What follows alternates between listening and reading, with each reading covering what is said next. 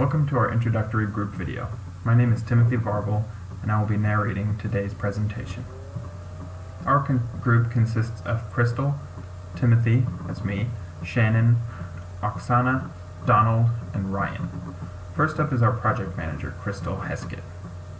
She lives in Florence, Oregon, which is a beautiful area of the Pacific Northwest.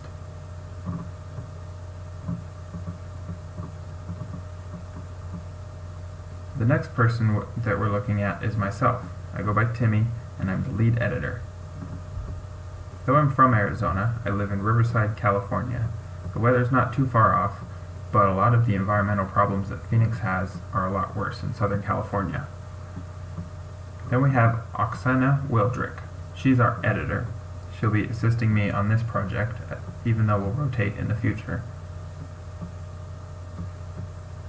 She works and lives in Denver, Colorado, and she has an office upstairs in her house that she works from on this very lovely street near this amazing looking city. Then we have Shannon Owens. She is our lead researcher.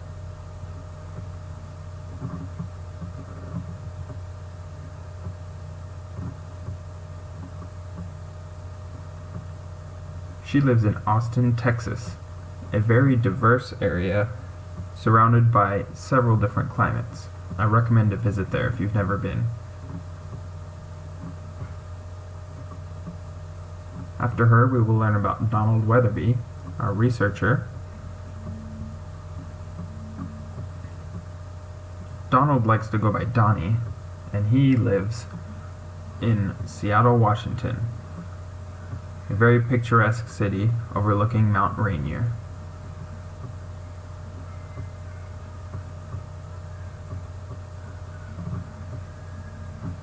After Donnie, we have Ryan Wass. He is also a researcher and will be assisting on this project. For our team name, we had two ideas, Greenergy and Equilibrium. Both of them are oriented toward our project's effects on the climate. This whole class, though, is about sustainability. So how do we define sustainability? And why do we do it like that?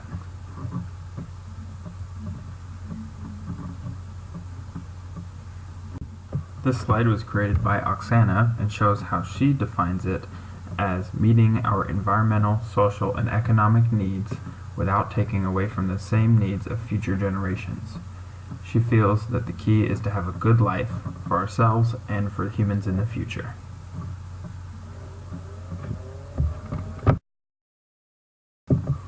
This slide shows some of the other perspectives in our group on sustainability. Some people focus more on the human to ecosystem equilibrium and ensuring that we can have a comfortable lifestyle while balancing it with the environment for the future generations. I myself am a fan of the term borrowing from the future. I think that perfectly sums up what we're doing now and what we need to stop doing. I want to make sure that our resources can recover from our use so that they will be available in the future. Donnie pointed out that there's no concrete definition, and really sustainability is more like a set of values and principles that we all need to take up in our lifestyles and in our choices to protect all forms of life on Earth, including our own. We were each assigned to this group based on our interests in a sustainability problem. So what issue is it that we are analyzing? Our issue is biofuels and land use change. Biofuels are sold as a very environmentally friendly and sustainable alternative to petroleum. The upside of burning biofuels is that they don't release any new carbon to the atmosphere. All of it was recently taken out of the atmosphere by plants. The trouble is that turning plants into a commodity similar to oil brings a whole host of issues. The first and most obvious is clearing land from other things like forest or farmland and using it to produce fuel. Other things are all of the effects that come along with agriculture, like eutrophication that you see here. In this way, biofuels production ties in with many other wicked problems that we will be studying in this class. Every individual in our group is very interested by these complex relationships, but each of us came here for a slightly different reason. Let's find out what interests each of us about this topic. First, we will learn from our project manager, Crystal, what her perspective is of this issue.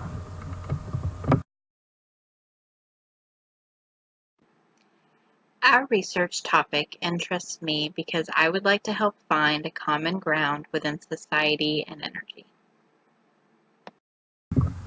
Now that we've learned about Crystal's perspective of biofuels, you can learn about my own perspective and what I think about our ability to grow our own fuel, but the potential effects that it has on our ability to support ourselves and the ecosystems around us. The reason that I am intrigued by biofuels and land use change is that it basically brings together my two interests, which are mechanical and engineering, motorsports, that kind of thing, and ecology and the way that we affect the world around us.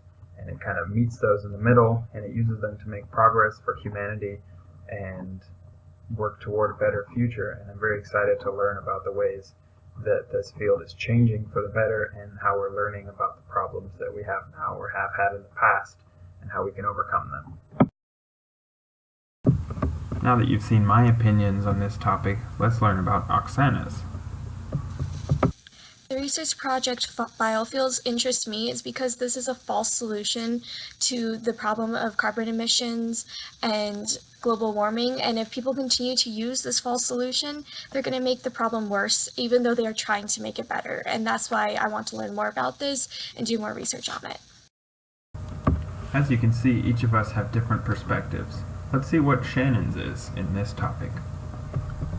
This research topic interested me because we need to find a way to balance our energy consumption and our emissions without sacrifices in other areas such as comfort and dependability. The last point of view that we're going to learn about is that of Donald. I chose the topic of biofuels and land use change to gain more insight and better understand the different components involved. Biofuels are touted as carbon neutral alternatives to fossil fuels and praised for greenhouse gas emission saving, but very little regard given to the stress and the importance for the land that provides them.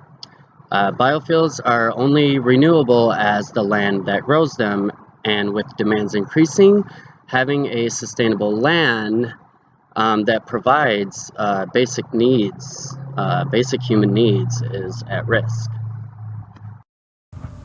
With all of our different experiences and opinions, we should be able to explore all of the aspects of this topic. But what are we going to use to do so? We have several strategies. We have a code of collaboration. We're going to use daily communication. We have clear roles for each project. We all respect each other, and we're going to use mindful planning to make sure that we all learn. In order to effectively use these strategies, we will have to take advantage of several of the tools available to us as students. These include email, video chat, and on the Blackboard school website, our discussion boards, and the file share. We will employ these tools to have effective meetings that allow each of us to learn the most that we can from this class. These will include our daily emails between team members, our online discussion boards about our assignments, and a Skype meeting before each major project. These are key to our communication and being effective with each other. We can use these better by having prompt responses and checking our discussion boards regularly to share our perspectives. Doing all of this will ensure that each of us makes an equal contribution and that we will all support the project manager in overseeing the work distribution, and we will support each other by doing our own best and helping others to do their best. By using these tools and strategies, we should be able to achieve more together than we would have separately and form an effective team, helping each of us to one day realize our shared goal of providing for a better future and a more sustainable tomorrow. After all, that is why each of us are in this class, Sustainability 110. On behalf of my group, I would like to say thank you for your time and have a great day.